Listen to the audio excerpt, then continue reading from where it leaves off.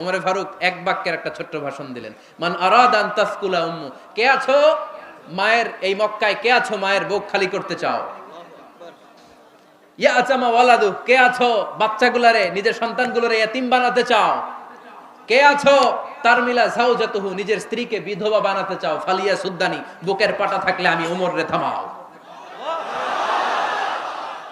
ফালিয়া সুদ্দানি, দেখি মক্কায় কার এত বড় বুকের পাটা, কে আছো মায়ের বুক খালি করতে চাও, সন্তান রে এতিম বানাতে চাও, স্ত্রীকে বিধবা বানাতে চাও? ফালিয়া সুদ্দানি, পারলে আমারে ঠেকাও। এই বলে উনি আল্লাহু আকবার, আল্লাহু আকবার, আল্লাহু আকবার বলে স্লোগান শুরু করে দিলেন। এক এক স্লোগানে মক্কার মরুজমিন থারথার করে কাঁপতে আরম্ভ করলো। এই মিছিল মক্কার কেউ দেয় নাই।